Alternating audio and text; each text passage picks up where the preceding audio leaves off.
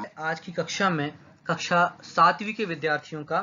बच्चों, आपकी पाठ्य पुस्तक का नाम है रुचिरा द्वितीयो भागः और कक्षा आपकी है 7वीं।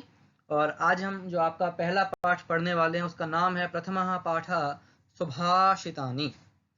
यहाँ पर हम इसका भाग 1 यानी लेसन 1 और इसका पार्ट 1 पढ़ेंगे। देखिए, आपको यहाँ कुछ बातें याद रखनी है इस पाठ को पढ़ने से पहले। यहाँ पर ये आपको 7 बिंदु यहाँ पर दिए गए हैं, है ना। ये 7 बिंदु, इनके आधार से ही आप पूरा पाठ पढ़ने वाले हैं। सबसे पहला होगा इसमें श्लोक, दूसरा पदच्छेद, शब्दार्थ, तात्पर्य, बोध प्रश्न, अन्वय और सरलार्थ। ये 7 बिंदुओं के आधार से आप सारे पाठों को पढ़ेंगे। अब यहाँ आपको याद रखना है लिखना क्या है।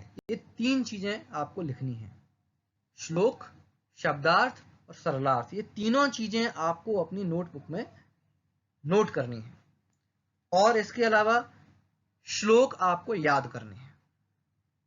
जैसा मैं हमेशा आपसे बोलता हूं, आप जब पढ़ना प्रारंभ कर रहे हैं तो आप अपने पास टेक्स्ट बुक, अपनी नोटबुक और पेंसिल, ये तीनों चीजें आप लोग अपने पास अब तैयार रखेंगे। लीजिए हम प्रारंभ करते हैं। आप इसका नाम है सुभाषितम। सबसे पहले ही हमारे सामने प्रश्न उपस्थित होता है कि भाई ये सुभाषितम शब्द का अर्थ क्या है। इस सुभाषितम शब्द 2 शब्दों से मिलकर के बना हुआ है।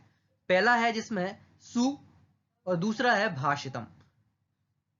सु शब्द का अर्थ होता है अच्छे या फिर हितकारी, और भाषितम माने होता है वचनम, बहुवचन में कहेंगे वचनानि। पूरा अर्थ सुभाषितम का बनेगा अच्छे अथवा हमारे हित करने वाले वचन, उन्हें हम सुभाषित कहते हैं। अर्थात इस पाठ में आप जिन श्लोकों को पढ़ेंगे वे सभी हमारे लिए हितकारी भी हैं और अच्छे भी हैं। ऐसे श्लोकों को आप यहाँ इस पाठ में पढ़ेंगे। इस पाठ में पूरे 6 श्लोक हैं और इस प्रथम भाग में आप यहाँ 3 श्लोकों को पढ़ेंगे। लीजिए, पहला श्लोक आपके सामने यहाँ पर प्रस्तुत है। हम इसका पाठ करेंगे, आप लोग भी इसके साथ में पाठ कर सकते हैं। पृथिव्यां त्रीणि रत्नानि जलमन्नं सुभाषितं मूढैः पाषाणखण्डेषु रत्नसंज्ञा विधीयते। सबसे पहले हम इस श्लोक के सभी शब्दों को पदच्छेद कर देते हैं, यानी इन सारे शब्दों को हम अलग अलग कर देते हैं, जिससे आसान हो जाएगा इसका अर्थ समझना। देखिए, पदच्छेदः पृथिव्याम त्रीणि रत्नानि जलम अन्नम सुभाषितम। ये शब्द है जलम अन्नम सुभाषितम, इसके 3 शब्द हैं, अलग अलग करेंगे तो हो जाएगा जलम अन्नम सुभाषितम। नीचे की लाइन में मूढ़हि पाषाण खंडेषु रत्न संज्ञा विधीयते। इस तरह से ये सारे शब्दों को हमने यहाँ अलग। देखिए अब इस श्लोक का शब्दार्थ और इसका तात्पर्य। सबसे पहला शब्द है यहाँ पृथिव्याम, जो पृथ्वी शब्द से बना हुआ है सप्तमी विभक्ति में, जिसका अर्थ होता है पृथ्वी पर। क्या होगा? पृथ्वी पर। त्रीणि, त्रीणि अर्थात 3, रत्नानि, रत्नानि यानी रत्न है। पृथिव्याम त्रीणि रत्नानि, पृथ्वी पर 3 ही रत्न हैं। रत्न माने बहुत मूल्यवान वस्तु। तो 3 चीजें कौन कौन सी हैं श्लोक में? देखिए आप, जलम, अन्नम और सुभाषितम। जलम, अन्नम, सुभाषितम, यानी जल, अन्न और सुभाषित, ये 3 ही इस पृथ्वी पर रत्न हैं। तात्पर्य क्या है इसका? यद्यपि पृथ्वी पर स्फटिक यानी बहुत सारे जो रत्न होते हैं अलग अलग आदि अनेक बहुमूल्य रत्न हैं और इनके बिना जीवन भी संभव है, पर जल, अन्न और हितकारी वचनों के बिना जीवन संभव नहीं है। इसलिए यहाँ इन तीनों को ही रत्न कहा गया है। इसलिए आपको पहली लाइन का मतलब समझ में आया होगा कि पृथ्वी पर 3 रत्न हैं, जल, अन्न और सुभाषित, क्योंकि यही हमारे लिए सबसे ज्यादा आवश्यक है। अगली लाइन में आप देखेंगे शब्द है पहला मूढ़ई। ये मूढ़ शब्द से बना है। मूढ़ शब्द का अर्थ होता है मूर्ख, यानी मूर्ख ही तृतीय विभक्ति बहुवचन में, जिसका अर्थ होगा मूर्खों के द्वारा। पाषाण खंडेशु, क्या अर्थ होगा इसका? पाषाण अर्थात होता है पत्थर, खंड माने टुकड़े। ये भी सप्तमी विभक्ति बहुवचन में बना, यानी पत्थर के टुकड़ों में रत्न संज्ञा यानी रत्न नाम विधीयते यानी कहा जाता है। यानी मूढ़ों के द्वारा यानी मूर्ख लोगों के द्वारा पत्थर के टुकड़ों को ही रत्न नाम दिया जाता है, यानी मूर्ख लोग पत्थर के टुकड़ों को ही रत्न कहते हैं। क्या तात्पर्य है इसका?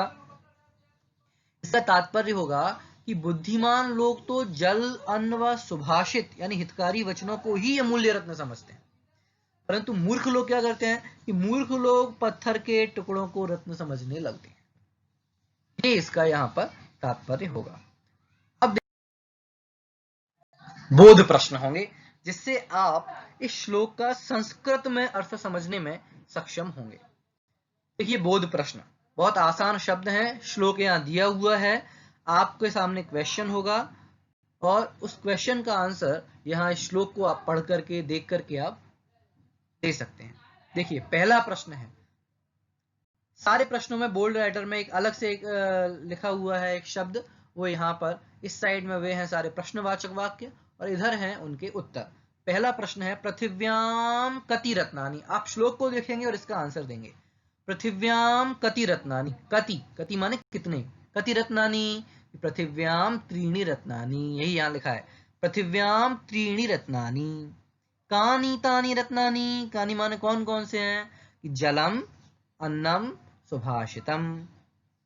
तो पहली लाइन का अर्थ क्या हो जाएगा कि पृथिव्याम त्रीणि रत्नानि, जलम, अन्नम, सुभाषितम, यानी पृथ्वी पर 3 रत्न हैं, जल, अन्न और सुभाषित। ये पहली लाइन का अर्थ हो गया। दूसरी लाइन, क्वेश्चन पहला है का विधीयते, तो आंसर क्या होगा, रत्न संज्ञा विधीयते। का विधीयते, रत्न संज्ञा विधीयते।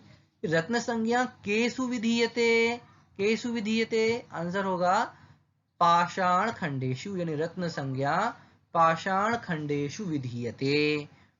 तीसरा प्रश्न इसी के आधार से कि पाषाण खंडेशु रत्न संज्ञा कहीं विधीयते, कि पाषाण खंडेशु रत्न संज्ञा मूढ़ई, मूढ़ लोगों के द्वारा विधीयते। ये सारे क्वेश्चन के आंसर हुए। इसके आधार से दूसरी लाइन का अर्थ बन जाएगा कि मूढ़ई पाषाण खंडेशु रत्न संज्ञा विधीयते।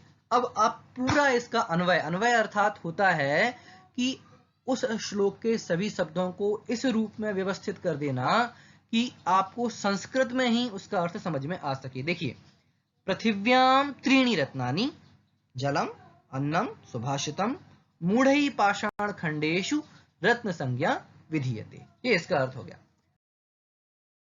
इसका होगा पृथ्वी पर 3 ही रत्न हैं, अर्थात अमूल्य वस्तु हैं, जल, अन्न और सुभाषित, पर मूर्ख लोग पत्थर के टुकड़ों को ही रत्न कहते हैं। इस तरह इस श्लोक का हमने अर्थ देखा। आप ध्यान रखेंगे कि सारे श्लोक, उनके शब्दार्थ और सरलार्थ, ये 3 चीजें आप लोग अपनी नोटबुक में अवश्य लिखेंगे। श्लोक का एक बार फिर से पाठ करते हैं। पृथिव्याम त्रीणि रत्नानि, जलमन्नं सुभाषितं, मूढ़ै पाषाण खंडेषु रत्न संज्ञा विधीयते। इस तरह यहाँ पर ये पहला श्लोक पूर्ण हुआ। अब हम आगे देखेंगे द्वितीय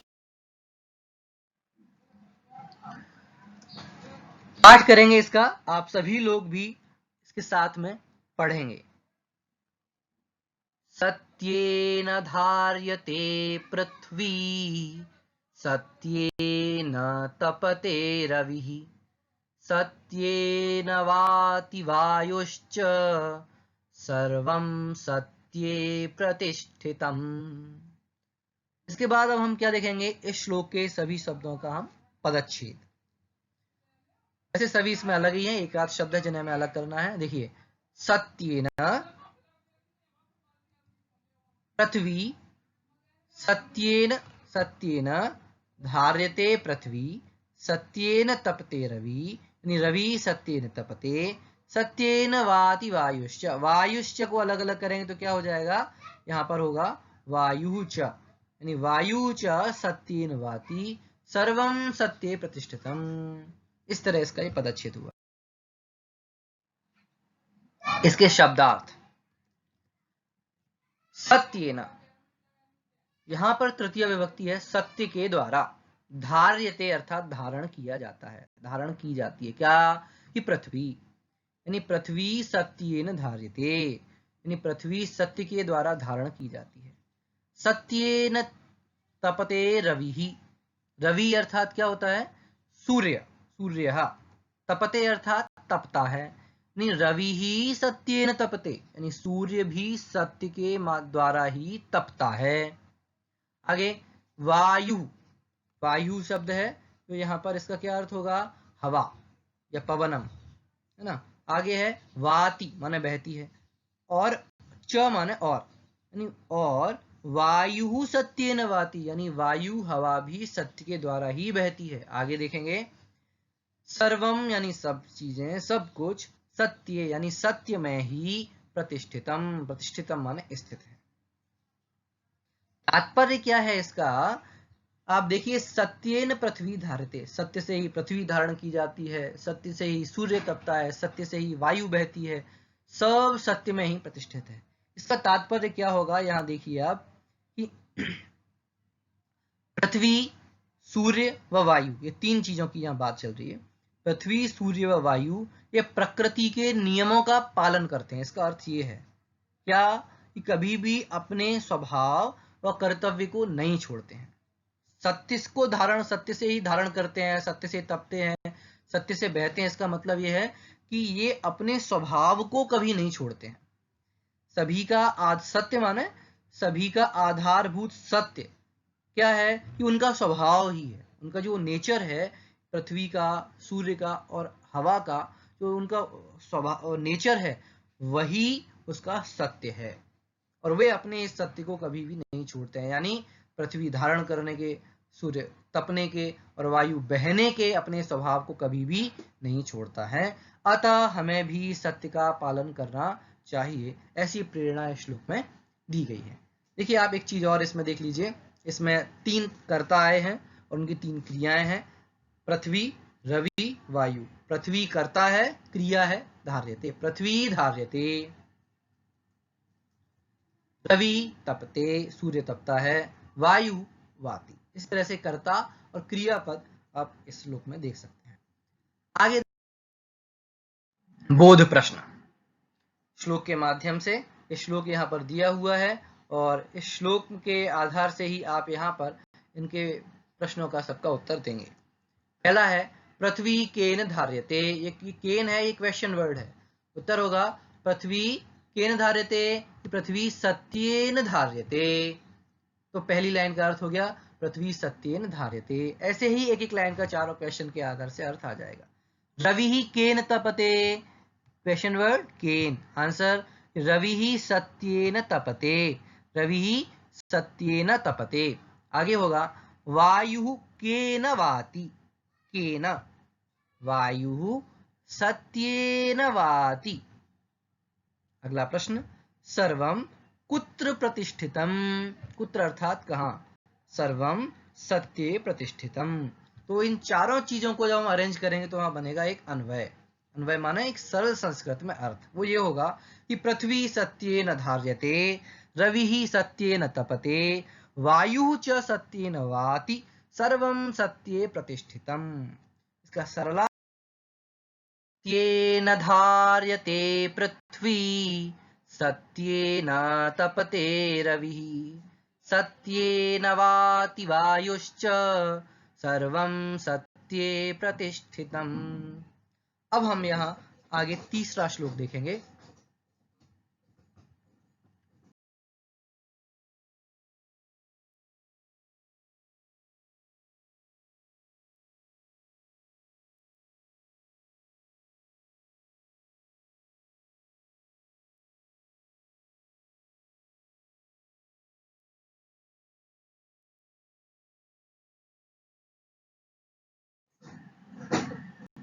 यह है तीसरा श्लोक आपके सामने, पढ़ते हैं इसे।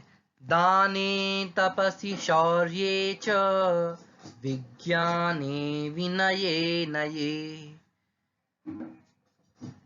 विस्मयो नहि कर्तव्यो बहुरत्ना वसुंधरा। देखिए यहां पर इसका पदच्छेद, दाने तपसि शौर्ये विज्ञाने विनये नये च। विस्मयः, विस्मयो नहीं कर्तव्य था, यहां हमने इसे पदच्छेद किया तो हो जाएगा विस्मयः नहीं कर्तव्य, यतोहि क्योंकि वसुंधरा बहुरत्ना, ये इसका पदच्छेद हुआ। शब्दार्थ, दाने, इसमें सारे शब्द हैं वो सप्तमी विभक्ति में है, वो हम आपको अभी बताएंगे। दाने, दान में, ऐसे सप्तमी विभक्ति के शब्द बनते हैं सारे, उसी तरह से यहाँ है। दाने अर्थात दान में, तपसी अर्थात तप में, शौर्य अर्थात बल में, च अर्थात और, विज्ञाने, विज्ञाने अर्थात विज्ञान में, विनय अर्थात विनय करने में, सम्मान करने में, नए, नए अर्थात नीति में, कोई पॉलिसी बनाने में, पॉलिसी में ना। आगे क्या है इन सभी में, ये सारे शब्द जिनमें ए लगा हुआ है या फिर यहाँ पर ई भी है, ये सारे सप्तमी विभक्ति के रूप हैं। जैसे बनता है रामे, रामयो, रामेशु, तो जो रामे बनता है सप्तमी एक वचन में, उसी तरह यहाँ बना हुआ है दाने, शौर्य, विज्ञाने, विनय, नए, सप्तमी विभक्ति का अर्थ होता है मैं, इस अर्थ में। तो यहाँ पर इस तरह से इनके अर्थ ये निकलेंगे। आगे देखिए दूसरी लाइन, विस्मयः आश्चर्य नहीं कर्तव्य, नहीं कर्तव्य माना नहीं करना चाहिए। बहुरत्ना वसुंधरा, बहुरत्ना माने बहुत सारे रत्नों वाली, वसुंधरा माने ये पृथ्वी है। ठीक है, तो माने यहाँ कहा है कि दान, तप, बल, विज्ञान, विनय और नीति, इन सभी चीजों को देख करके हमें आश्चर्य नहीं करना चाहिए, क्योंकि ये पृथ्वी ऐसे बहुत सारे रत्नों से भरी हुई है। क्या मतलब है इसका, इसका तात्पर्य यहां हम देखते हैं, अर्थात इस पृथ्वी पर अनेक दाने, दानवीर, तपस्वी, शूरवीर, वैज्ञानिक, विनयवान और नीतिज्ञ लोग हैं। अतः मैं अथवा कोई दूसरा अमुक व्यक्ति ही दानवीर अथवा तपस्वी अथवा शूरवीर या वैज्ञानिक या विनयवान या नीतिज्ञ है, हमें इस तरह का गर्व और आश्चर्य कभी भी नहीं करना चाहिए, क्योंकि इस पृथ्वी पर ऐसे बहुत सारे लोग हैं। आगे अन्वयार्थम बोध प्रश्न, ये बोध प्रश्न है, ये श्लोक दिया हुआ है यहाँ पर, आप देखिए। कुत्र विस्मयः न कर्तव्यः, कुत्र माने कहां पर हमें आश्चर्य नहीं करना चाहिए। तो सारे शब्द यहाँ आ गए और पहली लाइन का ये अर्थ आ जाएगा कि दाने, तपसी, शौर्ये, विज्ञाने, विनये, नये, विस्मयः नहीं कर्तव्यः, ये तीन पदों का यह अर्थ हो गया। कीदृशी वसुंधरा, की बहुरत्ना वसुंधरा, इसका अर्थ होगा अन्वयार्थ, दाने, तपसी, शौर्ये, विज्ञाने, विनये, नये, विस्मयः नहीं कर्तव्या, यतोहि बहुरत्ना वसुंधरा। सरला अर्थ होगा कि दान, तप, बल, विज्ञान, विनय, नय के विषय में आश्चर्य नहीं करना चाहिए, क्योंकि इस तरह के गुणों को धारण करने वाले इस विश्व में बहुत लोग हैं। अतः कहा गया है कि यह वसुंधरा ऐसे रत्नों से भरी हुई है। एक बार हम फिर से श्लोक का पाठ करेंगे। दाने, तपसि, शौर्ये च विज्ञाने, विनये, नये, विस्मयो नहीं कर्तव्यो बहुरत्ना वसुंधरा। इस तरह से आज हमने इन तीन श्लोकों के अर्थों को यहाँ देखा। आप सब इन श्लोकों को याद करें, इनके बोध प्रश्नों को बार बार अभ्यास करें और श्लोक, शब्दार्थ और इनका सरलार्थ अपनी नोटबुक में नोट करें और बार बार इस वीडियो को देख करके अपना अभ्यास करें। धन्यवाद।